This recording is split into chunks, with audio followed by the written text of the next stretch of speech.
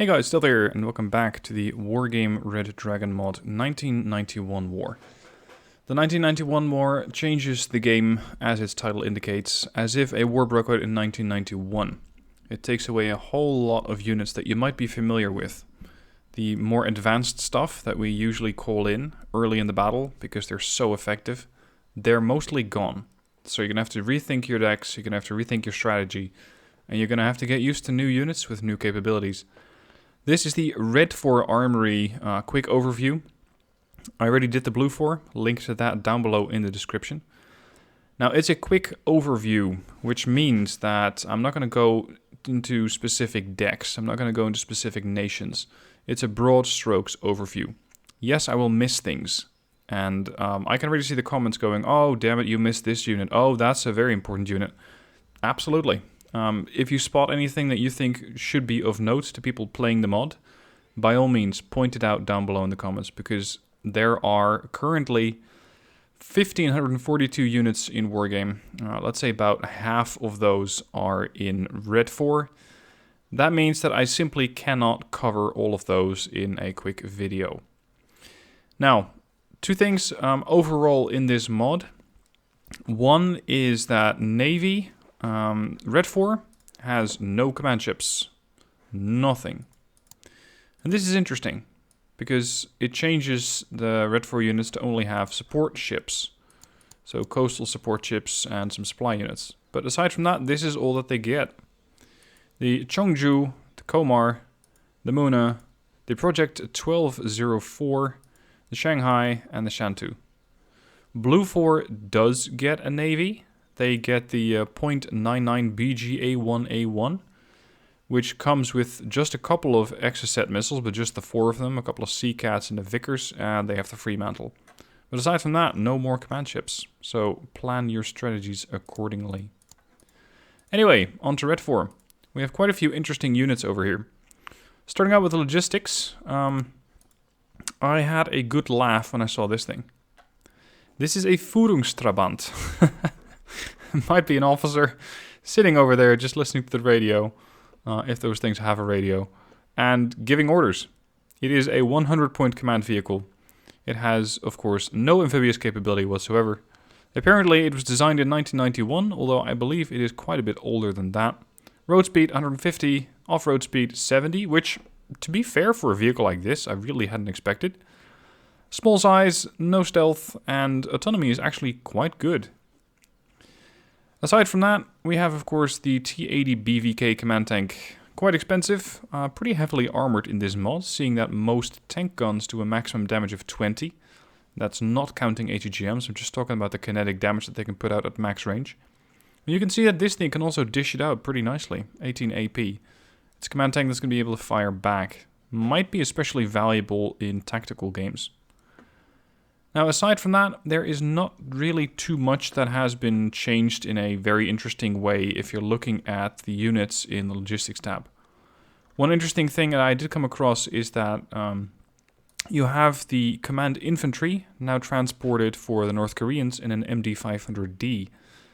It's a nice helicopter because it has some medium stealth. It's also quite hard to hit, very small size, and of course it is pretty quick. 260. Autonomy is good. Not as good as the Führungstrabant, keep in mind, but these things don't have to follow the roads, the MD-500Ds. Now, aside from that, I couldn't really find anything that caught my eye in the logistics tab. Maybe there's something that I'm completely overlooking, but I don't really think so. So let's move on to infantry. Now, infantry, just as with the command infantry, you also have the MD-500D for a couple of infantry units available as a transport. For example, a small 2-man infantry group like the band tank Bulse 2. These guys come in the MD-500. This keeps them really cheap, 30 points, and yet gives them a lot of flexibility about where and when you want to deploy them. Because they can move up a lot faster, especially early on in the battle, than your wheeled forces will be able to. And aside from that, if you're lucky, and that medium stealth really comes into play, then you might not even get detected as you're moving into position. Now, this does not go for all sorts of units. Larger infantry formations will not be able to get airlifted by an MD-500. This, for example, is the Bibang Chung Po. It's an 5-man squad. They do not come with the option of the MD500. The Conquerors do, command infantry squads do, but it seems like if you're carrying either more people or more equipment, then it is no longer an option. Now, quite a few unit cards have been changed, especially in the way that the icons look. So these might look quite a bit different and yet be the same weapon. Don't let that fool you. Be critical about what you're looking at. Of course, you have all sorts of units with all sorts of different transport options. So, for example, here we have the Desantniki, capable with BMD-1P, Conqueror's Missile, Grom, and a PKT. And this is something else that I wanted to point out. Yep, we can use this one as an example. This is the HT NRZ-57. Not really that important of a unit. Have a look at the machine gun though. Anything bigger than a 50 cal can now fire at airplanes. This helo can fire at airplanes. It's not going to be stellar in its accuracy, it's just 15%. And if you're flying and trying to shoot down enemy aircraft, you're looking at 5%. But keep in mind that this is not the only unit that has a heavy machine gun. A BTR 50PK also comes with a machine gun like a 12.7mm. So this thing too can shoot down enemy airplanes. That is quite the change. And it will impact your air game. Now, 700 meters, you might think, hey, that's not really going to be that big of a threat. It really depends on how you use your airplanes. If you can bring them in too close, or if the enemy somehow manages to put a couple of, I don't know, 5-point BTR 50 PKs with heavy machine guns in front, your aircraft might take some damage. If it takes damage and gets stunned, then all of a sudden the rest of the AA might become a hell of a lot more dangerous. Now, again, I'm not going to go through every single unit. I'm just going to be scrolling through it a little bit. Quite a few unit names I don't know, such as the Phang Kong Dui. This is an anti-air team. Pretty good stats on that manpads as well. 2275, 50% accuracy, 4 HE. Not bad. Only a 2-man squad. You pay 10 points for these.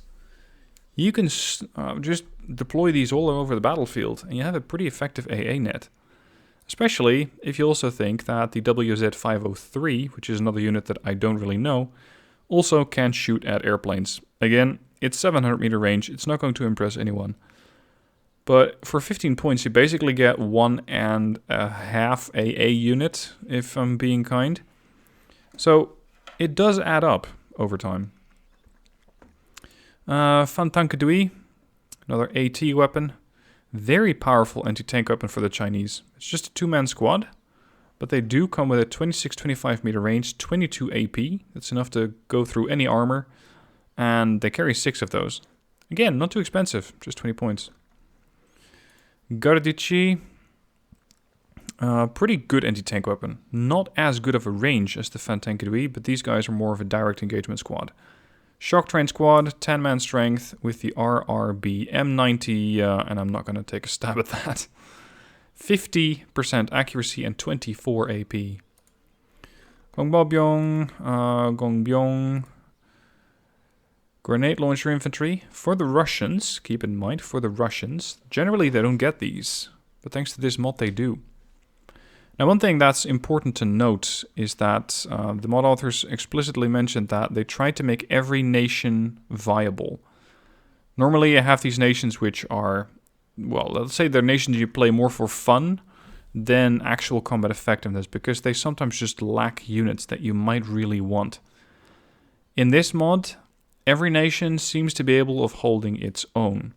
And with that, you're going to probably see quite a bit more diversity in the type of decks or the type of nations which are being used. LSTR 40, dangerous as ever. Vampire and an Igla, not much has been changed. Still, you don't really want to come across these guys. Short range, long range, whatever, they're going to kill you.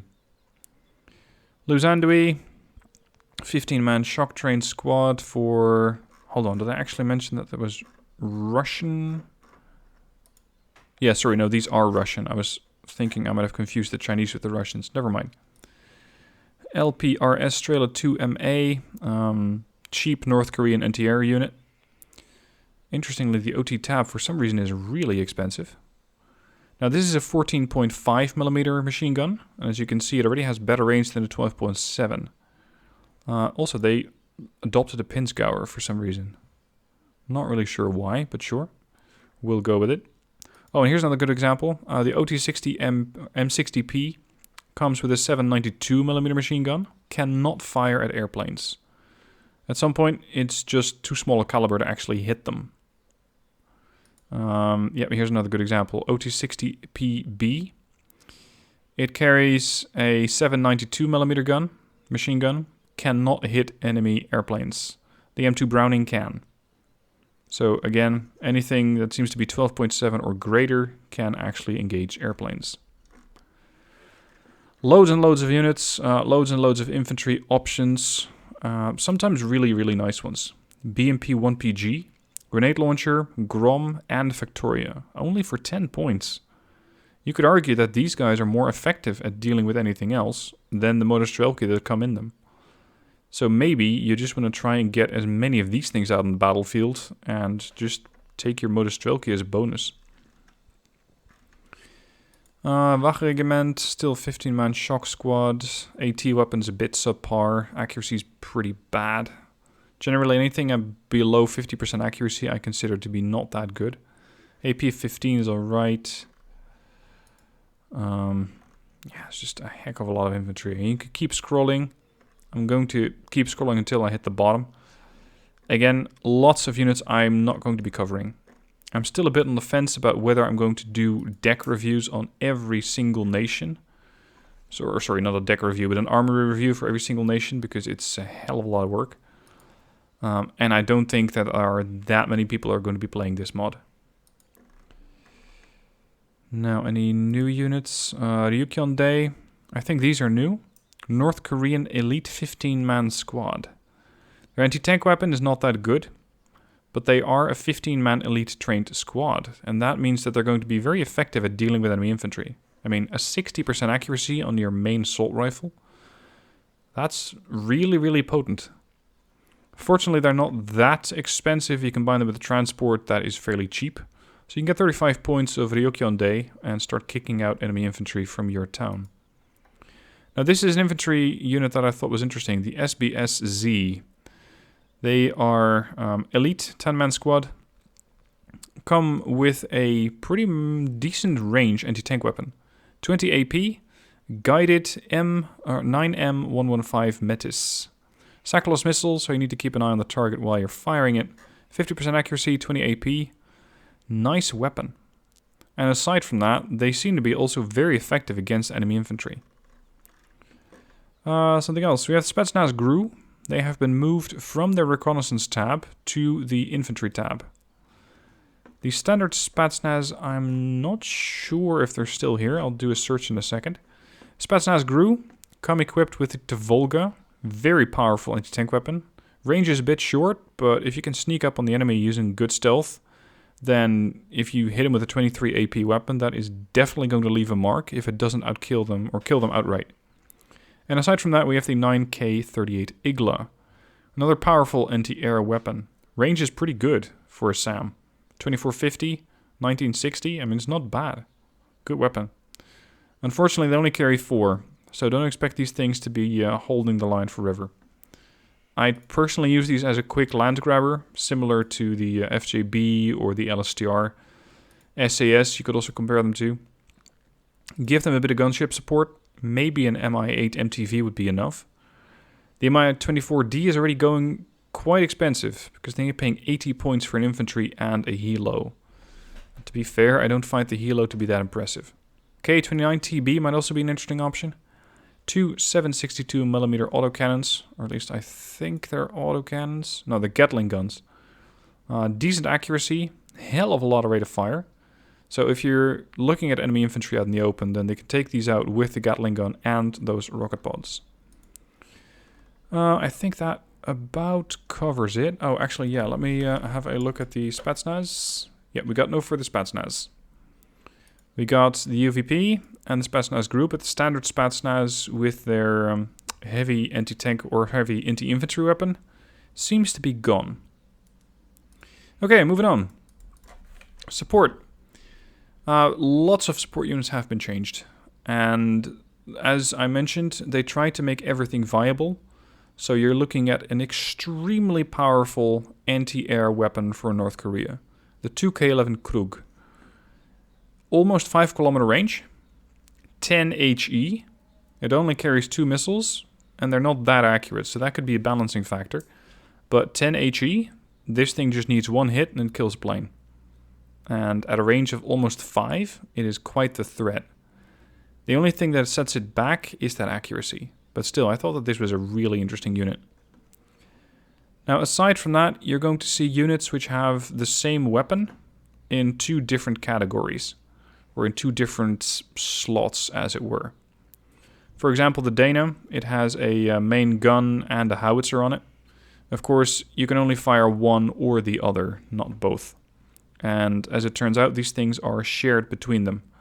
So, let me find a good example. Yeah, the Malka. 2S7M Malka. This thing carries 8 rounds. If you fire a heat round, like you do here, a cluster round, then you're going to also be basically firing an ammo round from the main, so the 2A44 HE. You disable one, or you disable the other. If you don't disable this one, then I think it's going to use the main.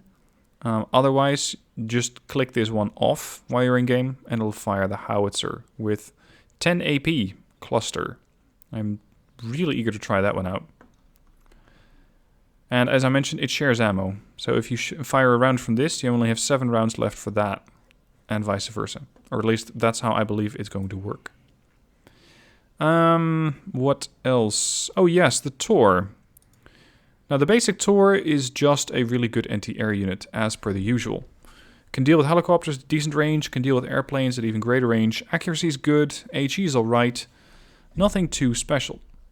And then you come across the Tor M1. This thing has a couple of missiles, which have a def tag. This thing can shoot down incoming missiles. It's going to require this thing to be on the front line, obviously. Range, I don't know. I'm not really sure at what sort of range this thing can be intercepting missiles and how that's going to work. So again, this is going to need some battlefield testing, and I haven't had time for that yet. Something else. You can turn off radar and still keep a unit operational. For example, this one. The FLA SFL 23-4. This one carries the APZ-23 Amur, and it carries them twice, as it were. You can either opt for having it with radar guidance or without radar guidance. So if you disable this one, then it's going to use the other one, the quad autocannon, and you're not going to be detectable by radar, but you're sacrificing accuracy. And you're going to be seeing this on quite a few anti-air units. You're also seeing that it lacks a bit of range. You just sacrificed about 500 meters of anti-airplane range. So having a radar on a unit like that is handy. But again, it comes at a cost because you need to micromanage units. Same goes for the HQ-7 and the HQ-60, sorry, not the HQ-61. The HQ-7, normally this is an optically guided missile or a heat seeker. Infrared's what we call that, that's what I was looking for. This thing now also has the option of using radar. Good range, good accuracy. You could also go, nope, I'm not going to use the range or I'm not going to use the radar. You sacrifice a bit of range, you sacrifice a bit of accuracy. It's going to be a payoff. And it's going to be an interesting weighing of, hey, what do I want to do with this unit? How much do I want to micromanage it? How much range do I need at this particular moment? Next interesting unit, where is it? It's the Esso 155. Here it is. Quite a lot of firepower on the Esso 155 Nora B. This thing carries a lot of ammo, and it has a rate of fire of 8 rounds a minute, which for a howitzer is really good. Most units don't get that high, with still having good accuracy and good dispersion, or that's the same, and good HE. So this is going to be a very interesting unit to use. Units such as the BOV-30, BOV-3, nothing that special, at least not that I could discern. Let me scroll down. The Bertino has been changed a little bit. It no longer carries a napalm tag. It's still pretty heavily armored, 6, 3, 2, and 1. 13 HE, but no napalm. So while it's still going to be very effective against enemy infantry, it is not going to put a town on fire. This could really impact your strategy if you're very used to using a unit like this. Next, the Tokchon 122mm, or sorry, the Tokchon, 122mm. Looks like standard howitzer. Has the D74 either in a direct combat role or in a howitzer role. And we had some Strelas lying around, so why not put a Strela on the crew of the howitzer? So you're just doing a helicopter rush or a helicopter flanking maneuver and you think, arty, nice, I'm going to get me some arty. And then the other starts shooting back at you with anti-air missilery. That's not really what you expect to happen. So always check your target. What am I firing at? And does it have the capacity of firing back at me? Because some of these things do. And your helicopter rush could very well fail because of it. Final unit that I wanted to point out is the Chinese anti-air unit. It only carries 1 missile, but that is a heck of a lot of HE. 12. Interestingly, if you compare this, especially let's say the size of the missile, to the unit that I showed you earliest, the Krug, you'd think that the Krug actually has more HE. But it doesn't. It actually has a bit less. It has 10 HE versus the 12 for the WZ. Its range is almost as good as the Krug. Accuracy is a little better, but it only carries 1 missile. Again, it is radar guided, so you are going to be risking the unit if you want to fire one of these, but they're also a bit cheaper. Now you could argue, why the hell would you even want to have a unit that does 12 HE to an airplane? The Americans come up with the answer in the form of the Thunderbolt.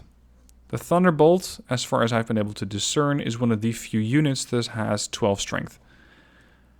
Interestingly, I think that if you hit it with a missile like this, it is just going to keep flying because it has frontal armor, side armor, back and top. It doesn't matter where you hit it, but it is capable of, well, negating might not be the right word, but if you just hit it once and it's not a critical hit, then if that is a thing in this mod, then there's a very good chance that the A-10 will continue flying. It might be missing most of its airframe after having taken a hit for 12 HE, but it'll still be airworthy. So this is something else that I want to try out and see exactly how well this is going to work. Tanks I can pretty much skip. There's not really that much that's very interesting about the tank tabs. No real special units or no units that I thought, hey, this is really weird. Let's see, the most expensive ones that you can get. T-80U, reflex missile, very good range on the HGM. Also quite accurate and packs a hell of a punch. 19 frontal armor, 20 AP. I think that this is the best that REDFOR can field.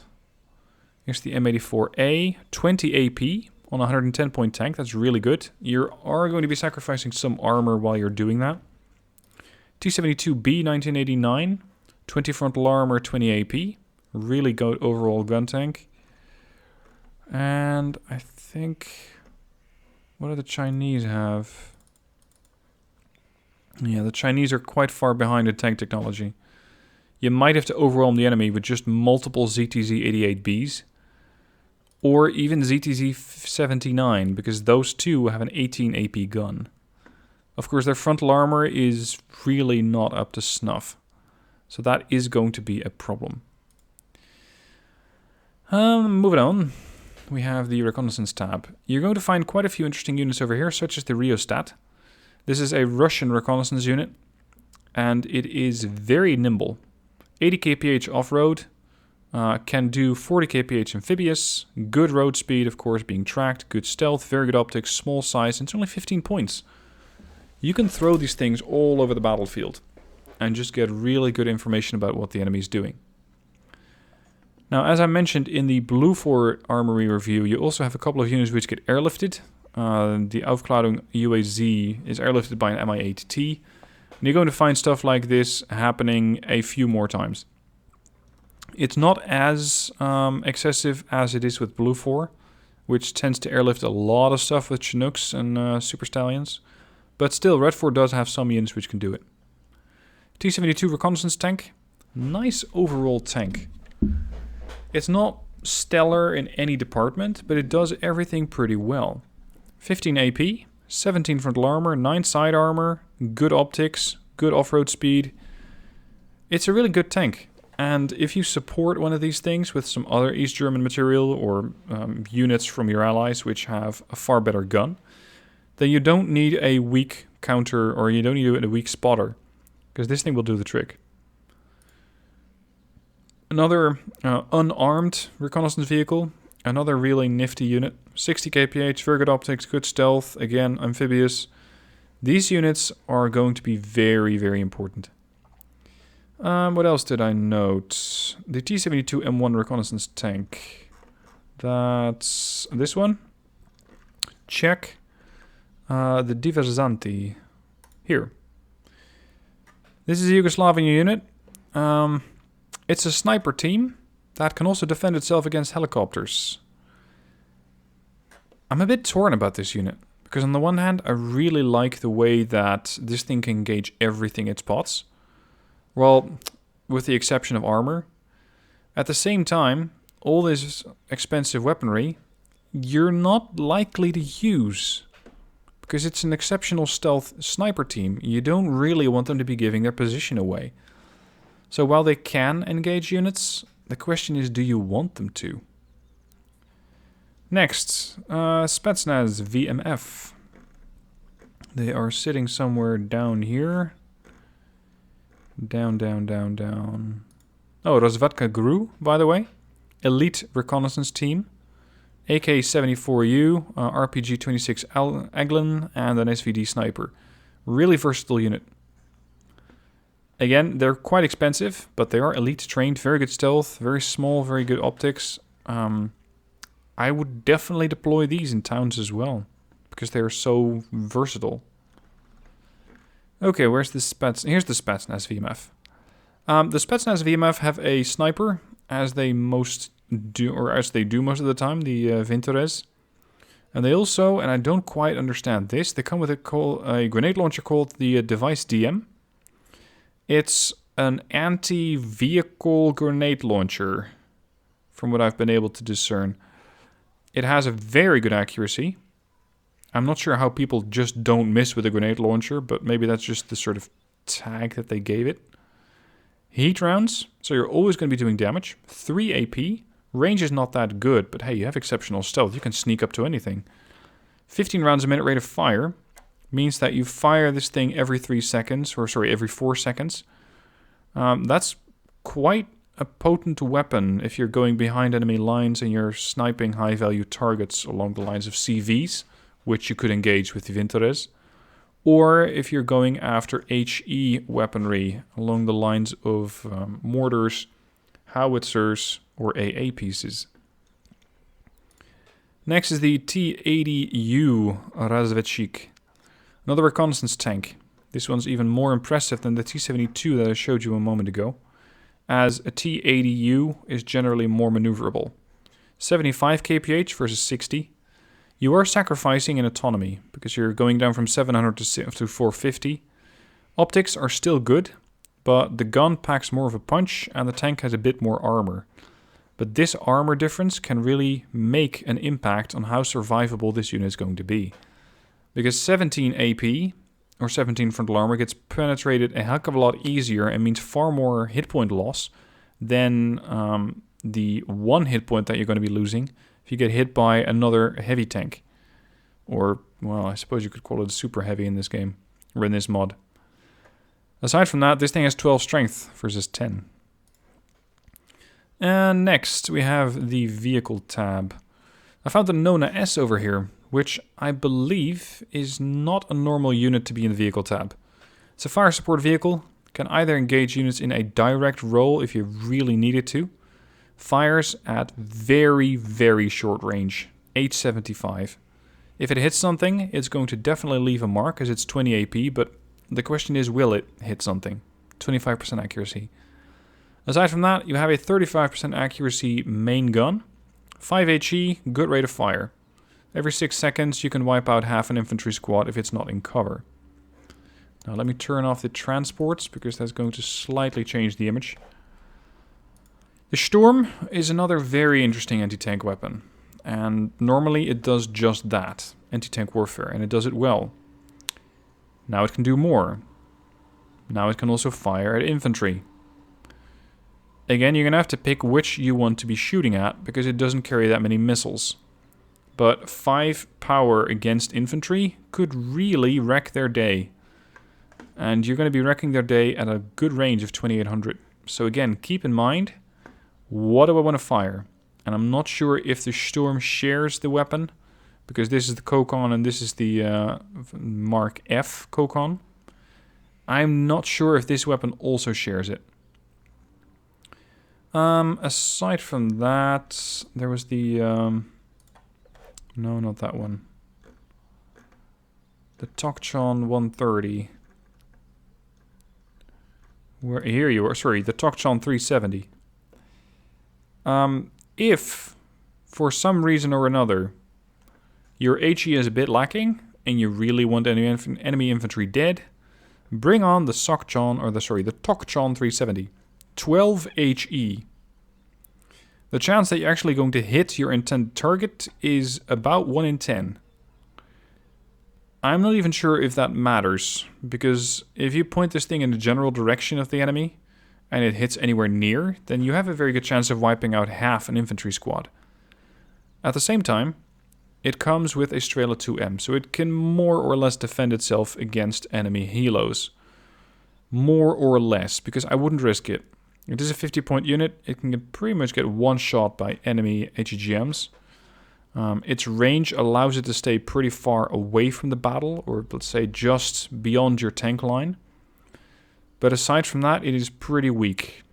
And its mobility is going to set it back quite a bit, because 40 kph off-road for a tracked vehicle means that you're really going to be noticing that it is barely moving. And that is not just something that you're going to be noticing. There's a very good chance the enemy will notice it too. Helos, I couldn't really find anything too special over in the helicopter tab. Again, I'm going to have to remove the transport helos.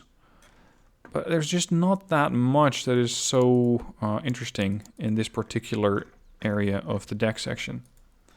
So we're just going to move right on to the airplane tab. And over here we do have some interesting aircraft. Quite a few have been changed, so it's a bit too much to go through. The B5 is still there. And you can also get a seed variant of the B5, if you're playing Chinese, that is. This must be the most obnoxious, gigantic seed aircraft that is in the game in this mod. It carries 2 long range, 4.2 kilometer fire and forgets. Accuracy is so and so. Ideally, you'd fire both of those missiles at the same radar unit and hope that you hit one. If you do hit, then there's a very good chance that you're going to kill it. There is also a very good chance that whatever's going to be firing at you hits you. Because your speed is low, allowing for interceptors to come close. Interestingly, something this big and this bulky does have stealth. I'm not really sure how, but sure, we'll go with it.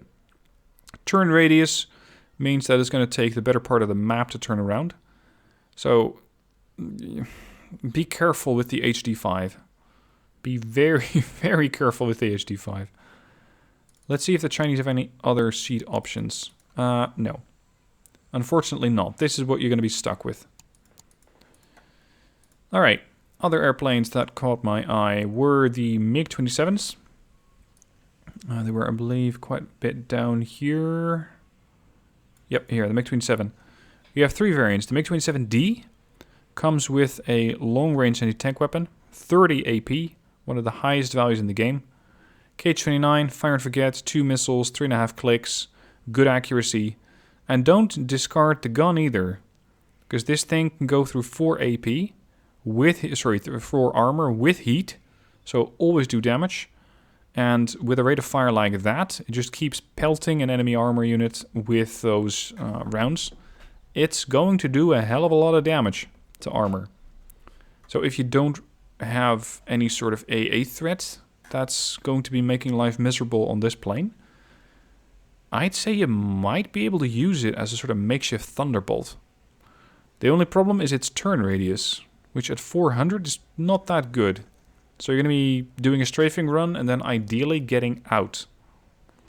MiG-27M, which is usually quite the warning sign if you see it coming in, is now a anti-ground unit with rocket pods, 122mm. Not really sure what the reasoning is behind this unit. I don't find it too impressive.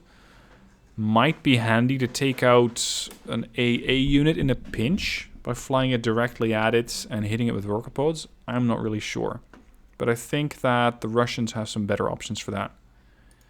And the MiG-27K is now upgraded to carry a laser-guided bomb. 15 HE. They all carry that GS 630.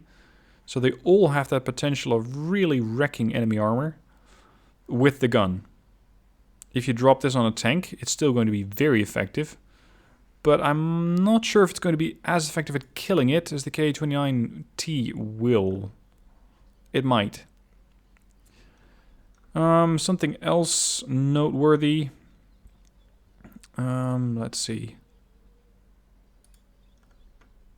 Super Gleb, no. I think it's a bit further down. Wow, this thing carries a lot of rocket pods, if you want to count those as rocket pods. It carries 44 122mm bombs.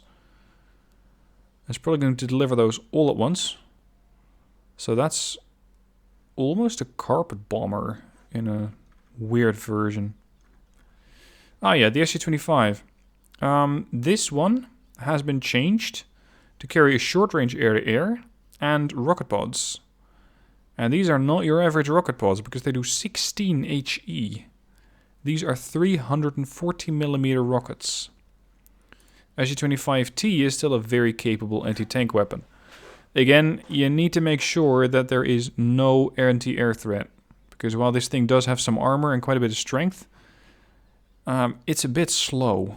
Which means that if the enemy anti-air suddenly pops up, you are going to be hard-pressed to try and get this thing out of the area of danger in one piece. SU-25K has been changed to be a bomber and now carries 6 500kg bombs. Again, I might be entirely wrong about this. There are some units which are so similar to vanilla Wargame Redragon that I'm not exactly sure which is which. Also, to make coordination with teammates a bit more complex, you have two versions of the SU-25K. One is a bomber. The other one is an anti-tank unit, and it does it very well. Good range, good accuracy, good AP. If you have an enemy anti-tank threat, or if you see an SU-25K come in, try and identify what type it is. They do look... Yeah, they have a slightly different camo pattern and of course a different load up, but you're not going to be looking at that. This is going to wreck your infantry. This is going to wreck your armor. It's... this one. It's going to be quite important which one comes in, so try to keep that in mind. Alright, with that I'm going to conclude this REDFOR Armory overview for the 1991 mod. Links to how you can get it and links to the Discord, everything down below in the comments, in the description. I probably missed a ton of units that I should have mentioned in this video, but I don't want to make it too long, and it's already 40 minutes. So if you have anything that I should have mentioned, point it out in the comments so other people can look it up manually. And I'm definitely going to try and play this mod soon, if I haven't already by the time that you're watching this. Thank you for watching, hope you enjoyed it, and I'll see you soon for more videos.